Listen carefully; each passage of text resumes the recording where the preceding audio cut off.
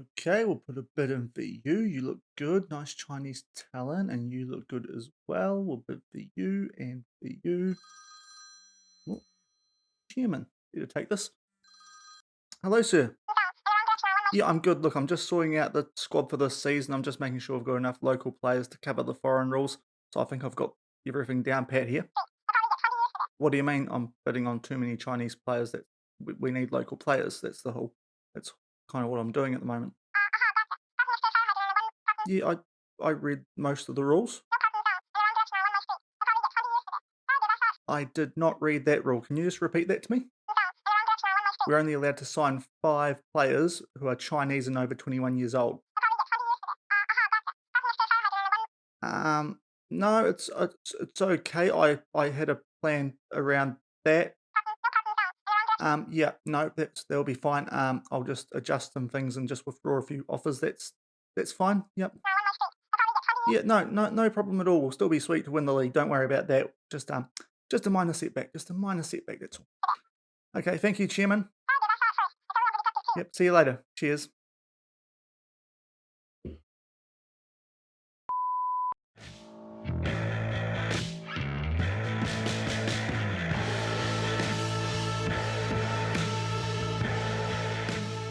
Hello, everyone, and welcome back to the Hexagon Challenge here on Shaun Does FM. I hope you are doing well. Today we play our first game in charge here at Beijing Guoan, and it is an AFC Champions League Qualifier in the Eastern region, a playoff against Cezero Osaka from Japan. So if you're looking forward to that, remember to go down below, leave a thumbs up on the video, and if you're new around here and looking forward to our time in Asia, also hit that subscribe button and turn the notification bell on as well. It is greatly appreciated. But before we get into today's game, we have been sorting out some transfers since we joined this club yesterday. If you missed that introduction video to Beijing Guoan, then I will leave a link in the top right corner. But we have made some transfers, albeit, as you would have seen from the intro, a spanner got thrown in the works a little bit. I did not realize there was a rule that you could only bring in 5 players of Chinese nationality over the age of 21. So there's a limit on that, which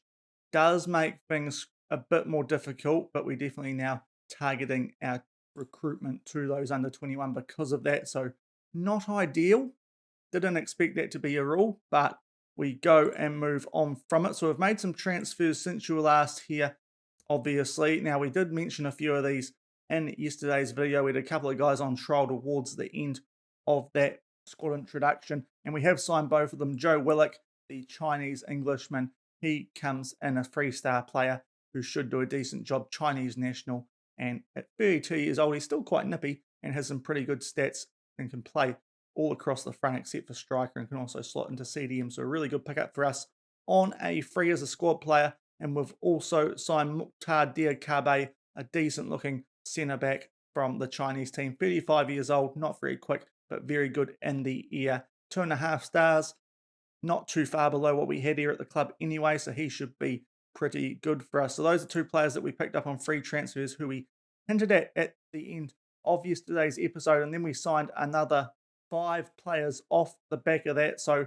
these 2 actually did count as players who were over 21 in Chinese, even though they were free transfers. So they are 2 of the local players that we have brought in over 21. Don't mind the rule, but I wasn't expecting it for free transfers as well. We did buy in an Asian foreigner. So that means we now have one too many foreigners at the club for our Super League registration, but this guy doesn't impact us at all for the Asian Champions League because we can use an extra import slot for a fellow Asian player, and this is a South Korean right back, Kang Jung Min. He looks pretty decent, a good upgrade for us at right back. Of course, we did have Hee-Jul King there, but he looked a lot better suited for what I wanted to do with him at CDM. So this guy's going to come in and play right back, and he looks pretty good for a wing back support. Korean international, pretty good player. We paid a bit for him, but he's valued at 29 million. We didn't pay that much. Just below that, get him here from Celta Vigo. Could rise up to 35 million euros, but 27.5 million euros up front for a player worth 29 million euros. Now he's here, and that's a good get for our first team, a very important player to fix one of those wing-back slots that we were quite weak on in terms of numbers. We also picked up a few more Chinese players. First up was Zheng Ying. He was from Shandong Luing, so a decent Chinese team, 2.5-star midfielder who has some decent stats, valued at 7.75. 40 might have a bit more potential and current ability than what he had, but still looks pretty decent.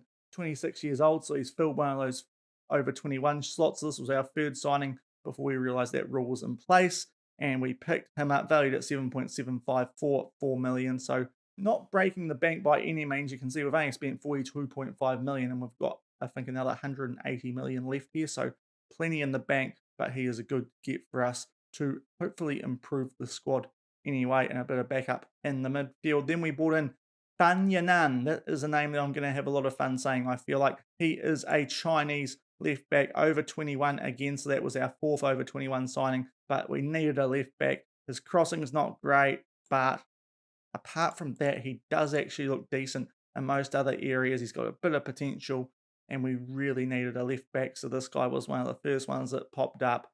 So we felt like we may as well go for him. Very good mentally and pretty good physically. Technical's not as good, but hopefully he can do a job for us in that left back spot. It was a transfer that I kind of felt like we had to make because we did not have a left back at all of any decent quality, and at least this guy's got 2-star ability, which is actually quite a big upgrade from what we already had here.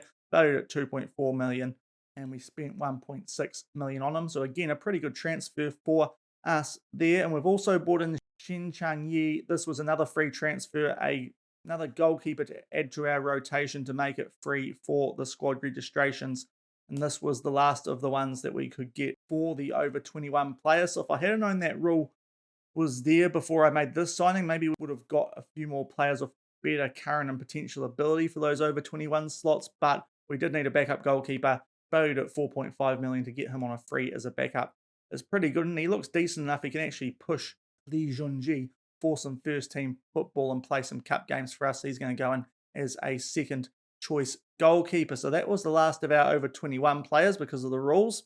Yep, I messed up there. That could come back and bite us, but hopefully it doesn't. And then we spent fairly big, our second biggest transfer of the window, on a young left back from Zhejiang Greentown. This is Du Hui, and you can see 2-star ability. So we've now got 2 left backs with 2-star ability, but this guy has a bit more potential, a little bit better crossing and dribbling as well. Probably a little bit better technically than our other guys. Might be the pick of them, although his mentals aren't quite as good as the other guy. Physical's fairly similar. So we've got 2 decent, okay left back options who are both Chinese, 18 years old. So he's definitely under that 21-year-old player cap that we had to deal with. Valued at 6.5 million. We overpaid from a bit, but being a young left back in an area where we did need to strengthen the squad, that felt like a good transfer for 9.5 million, potentially going up to 11. So those are the 7 transfers that we have made so far. 5 over 21 players, so that's that done now. Wish I knew about that earlier, but what can you do? We've also brought in a Korean and a young Chinese player who isn't going to be hampering that over 21 player cap. We've let 2 players go. Wang Song's gone out on loan, and the only sale that we've made to date, Meng Yi, was a fairly average looking goalkeeper in our under 19s. You can see the scout summary didn't look great for him, only had 2-star potential, so we thought we'd let him go.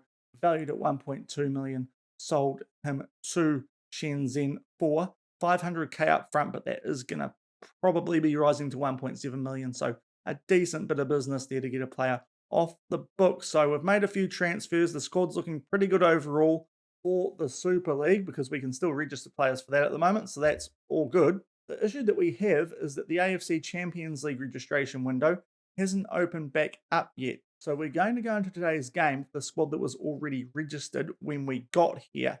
And that means we've got players all over the shop. I'm going to show you guys our squad because with the Japanese teams not being in a loaded league in this game, I don't have any idea about the players in those teams. So we're just going to run for our team. We've got a few first choice players here, but some of them are our position. About the only players here who I would have in a proper first choice team at the moment, we've got Wang Yun up front, our star Chinese striker. He's up front. We've got the midfield's pretty solid, at least the attacking midfield with Wei He and Olestanio. We've had to bring Svanberg in. He's a player I'm not really keen on. We're going to actually play him on a deep lying playmaker because he is not very good in the DM role, and that's something that I'm a bit concerned about because when we used the deep lying playmaker at Monaco, it didn't work as well as the defensive midfielder did when we did go to PSG. Obviously, the difference there between PSG and Monaco, but the defensive midfielder also seemed to be a bit better for us rating-wise at SuperSport United. So I would like to have a defensive midfielder there.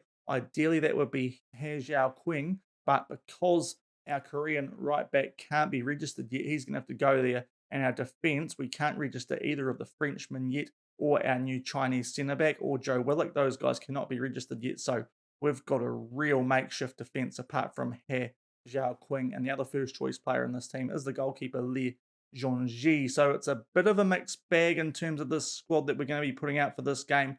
I'm pretty sure that the registration window will open back up before we get into group play should we win this game. But with the squad that we're having to put out, there's definitely a few players there who I'm not overly keen on putting in this game, but I have to. You can see we've got 4 players under that 2-star rating, which is my usual bare minimum. So this could actually be a really tricky game for us just to try and get into that Asian Champions League, although it is against a team who aren't loaded league-wise into the game. And from what we've seen in Oceania and Africa, that usually means we can beat these teams pretty comfortably, but this is certainly one of the weakest teams I've put out in a Champions League game, or any game for that matter of importance in this series to date. So I'm a little bit nervy about this one.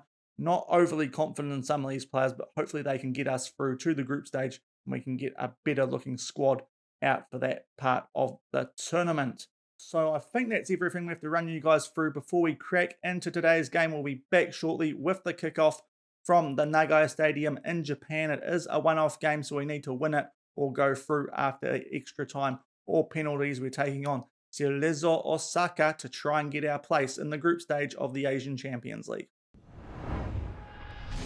So we are in our away uniform, the white. I will load the proper kits into this game soon, so I haven't had time to do that yet. So Cezero Osaka are in the pink and black, and we are kicking off playing right to left, just hoping we can get through this game. But as I said, a little bit nervy about this team. Hopefully it doesn't backfire and we actually get into the Champions League proper, given that the board does expect us to reach the semi-finals, as it will be an early throw-in to Cezero Osaka, and they will show this highlight, although nope, they cut it out, and it is still 0-0 early doors. 3 minutes into this game, a goal kick to Cezero Osaka, headed forward, and it is now Tian Kui on the ball. It might take me a while to get some of these names right and pronunciations as well, especially while the games are going on live. Nice ball put in there for Wei He, a promising Chinese midfielder, but he blasts that wide, and it's still 0-0 after 4 minutes. 5 minutes gone, another throw in here for Cezero Osaka. The ball is turned over there by Olastadiano. They play one forward there though. Nakahura has a shot, forces a good save there out of Li Zhongji, or it might have actually been Wang Chen who got in the way, according to the commentary. But either way, that's a good early chance there for Cezero Osaka, but we do get bodies in the way. They have the corner headed away by Wei Ji, and it still remains 0-0, though now we have a throw-in down the other end as we start to get an attack going, hopefully, because so far it has looked like Cezero Osaka do look more dangerous. Wei He on the ball outside the box for us here, back in for Svanberg, the Swedish man in the midfield. Liu Riowan, Olestanio back out to Riot-san.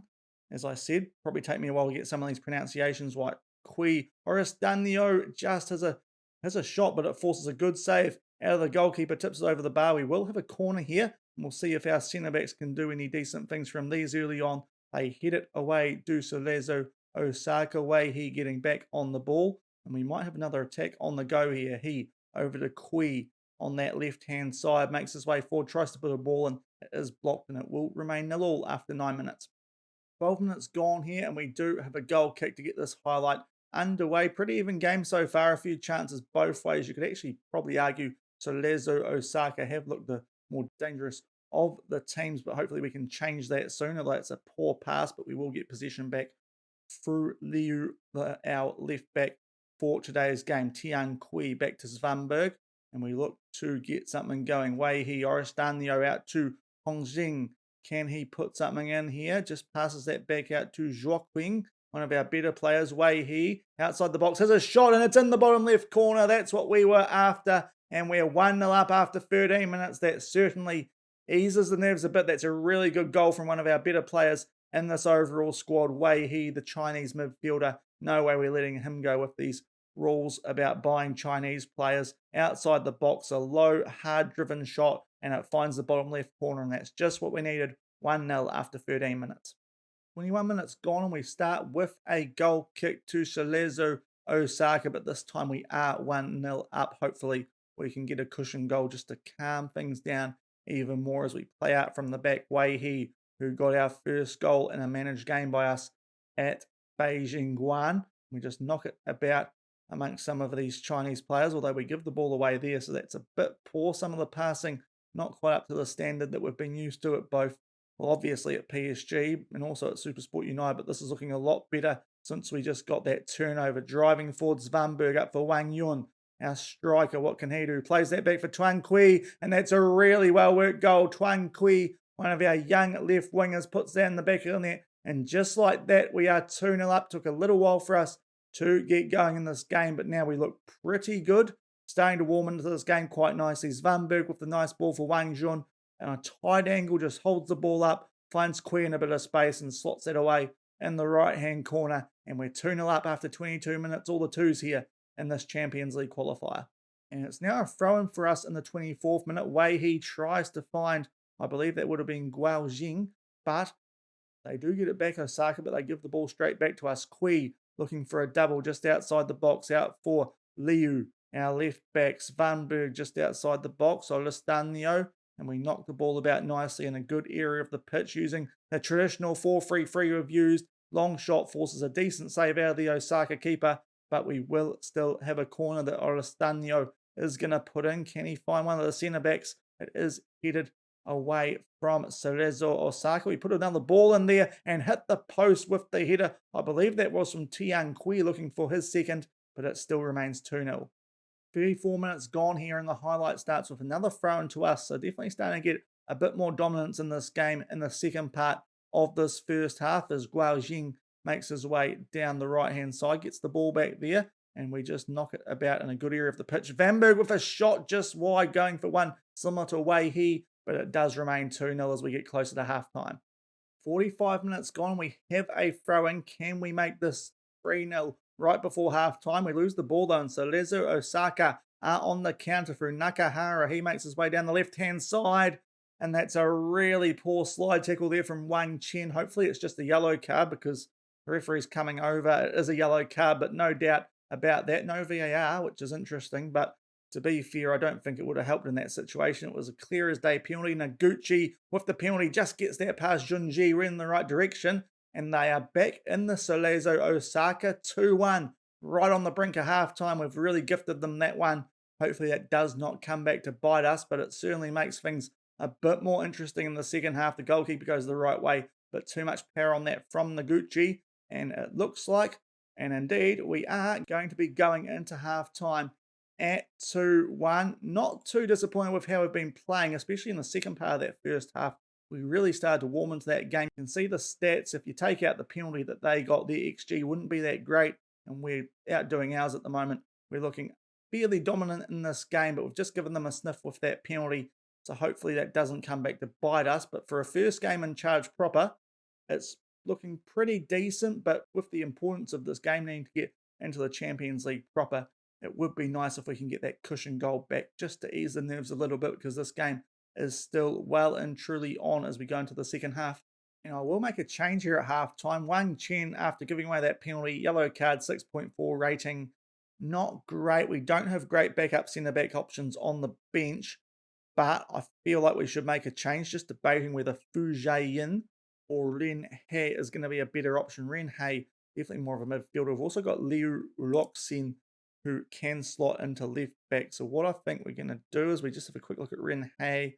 Yeah, not very good heading-wise. I think we'll just make a basic change here and bring Fu Jiayin on for Chen. That will be our halftime sub. And hopefully we can hold on to this 2-1 lead and make our way through to the Champions League group stage proper here in Asia. 58 minutes gone, and we are on a counter-attack here, it looks like. That's how the highlight started anyway, as we try and get our first attack of the second half going. We do keep possession down a good end of the pitch. Wei and for Tang Kui, trying to set him up for a double. Some nice passing, but the shot is straight at Hebe, and it remains 2-1 as we approach the hour mark. Another highlight here. This time starts with Cezero Osaka on the ball, and that could be very dangerous. It's 2-1 if they get back into this. It could be very interesting as our bench depth isn't great. We do have Anderson, the Swedish winger, on the bench. He picked up an injury in one of the warm-up games, so couldn't start this game. He is registered for the competition though, so we can bring him on, but we make our way forward here. Oceania, Kui with a shot, and it hits the bar. That was a good effort to try and get his double. He's looking quite threatening, but it does remain 2-1 at the 62-minute mark. 64 minutes gone here, and we will make a substitution. We've got Chen Hongjing, our right winger, only on a 6.5, and as I said, we do have Anderson on the bench. He can handle about 45 minutes of football, so this feels like a really good chance to bring him onto the field and hopefully close this out for us, because on the whole, we're looking pretty dominant stat-wise in this game, but that penalty we gave them is just giving them a sniff, so we'll make that change. A clear class player to bring onto the pitch in Edwin Anderson. We'll carry on with the second half, 2-1 up at the 64-minute mark. 70 minutes gone, we have a throw-in in a good area of the pitch. We try and find Tian Kui, give the ball away, and it will be Cezero Osaka looking to get something going. Inamori, Tatsuta, they play this out. It's a good interception there from Zhao Qing, and now we look to knock it about. Svanberg up to Anderson, the Swedish men combining. He puts the ball across, it's cut out. Now Morimoto with a terrible back pass. We'll take that gift. Wasn't expecting that, but Wang Jun gets his first goal of the season, our Chinese striker, an absolute gift. That is extremely lucky. We get the cushion goal back. It's Morimoto on the ball, and that's a shocker. Wang Jun, perfect place, perfect time, just as to sweep that home, and we're 3-1 up with 20 to go. 81 minutes gone here, and you can see Tian Kui, who has been really good for us on the left wing today. A couple of good chances to put the ball in the back of the net, and did it once. We will make a substitution because he is on a red heart. In terms of options to come on the bench, not too sure what we have. In terms of wingers, we don't really have one. Just looking at what we could do here, I can see that Svanberg can go out to right wing, and Anderson can, of course, go to the left wing. And in terms of a CDM, we do have Len Hay, so we're going to have to do a bit of a shuffle around here, but I think that's a substitution we'll make. We'll bring Hay on for Kui and switch him around with Svanberg, and there you can see he is a decent CDM. He can actually go into defensive midfielder as well, which might help us out. But that is our last substitution, and we'll carry on 3-1 up at the 82-minute mark. 84 minutes gone here, and it is Cezero Osaka with a throw-in. A back pass that this time finds a teammate. They really did gift us that goal that's put us 3-1 ahead, so we have to make the most of that and hopefully just close this game out. Good slide tackle there by Kamada, and Inamori hoofs that up, but we do keep possession. Anderson with some fresh legs should have a bit of pace on some of these Japanese players. Back out to Liu Weiji, who got that wonderful first goal. Olostanio, our very strong midfield. Guaojing in for Anderson, has a shot, forces a good save there out of Hebe. Svanberg puts another ball in, trying to find Zhao Qing, and it does remain 3-1. Good chance for us there though, but we are getting closer to full time in this game. 93 minutes gone here, and we do have a throw in, just looking to close this game out now. We should be going through to the group stages. Nice ball out there for Svanberg, and I actually forgot to change their wings around, so bit of a boo-boo from me, but we do get the job done. 3-1 away from home to go through to the Champions League group stage proper, and that's a bit of a relief considering the quality of team we had to put out there in some areas. But on the whole, a pretty good performance for our first game in charge.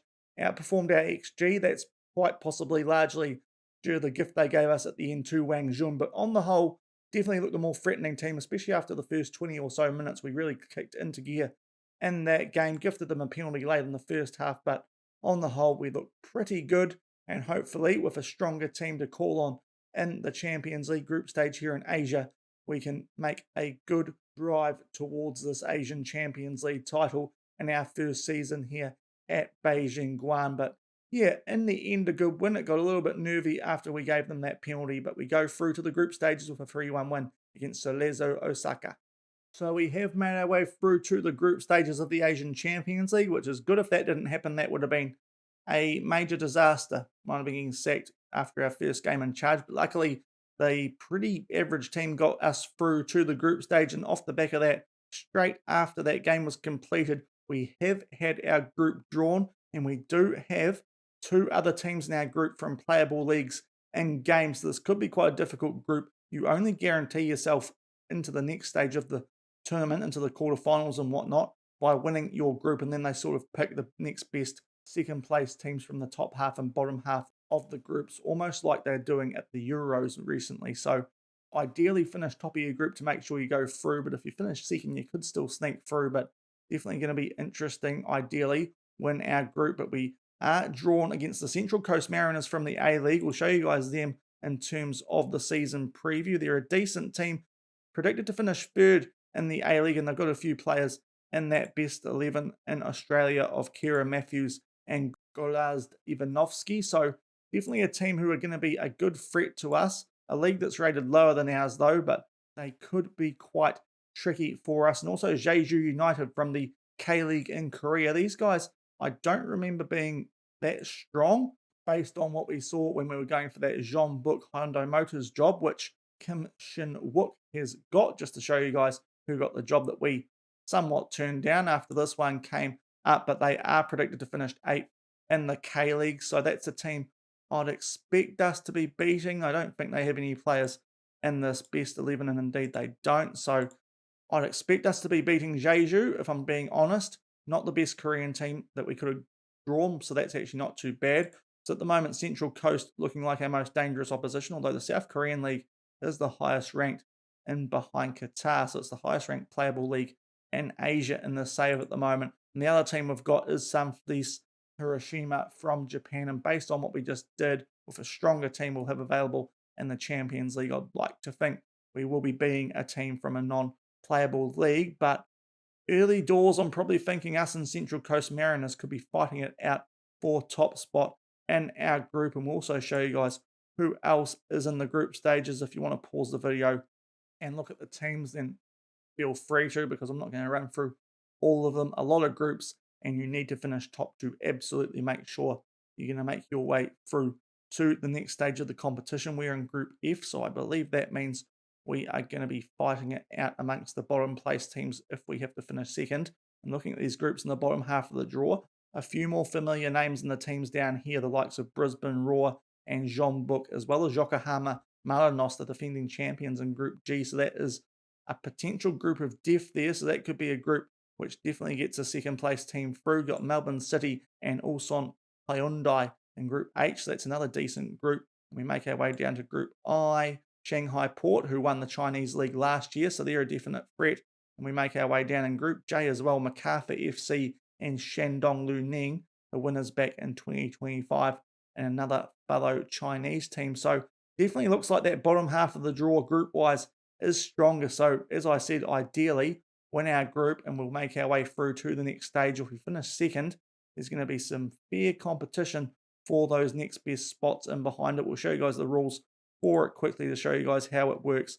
Top 10 qualifies, and the 3 best teams from the rest of the groups and F2J qualify, as well as A to E. So still a pretty good chance, 3 and 5 chance, but I would like to not have to risk it that way, and hopefully we could then make our way through to the second round, and then you make your way to the quarterfinals, semi-finals, and so on. So interesting group. I think we should definitely finish second. I'd like to win the group though, and with this team that we've got here, which if we show you guys after those transfers that we have made, has now come in 2 favourites for the competition, which is interesting. But being the strongest team in China, where we have lots of money available, albeit with those rules that we now have here, we're definitely not going to be able to spend that much money, I think, which is a bit of a shame. Board might not be too happy with me about that, but we are favourites for the Chinese League and quite heavy favourites, so you'd like to think we can go pretty far in that Asian Champions League. But that will do for today's episode. We'll do a few more transfers potentially off camera as well, because we've got a decent gap before our first Champions League group game, and it is against Jeju United at our home ground in late February. That is going to be right before the end of the transfer window. So as I said, we'll have a few more transfers to catch you guys up on.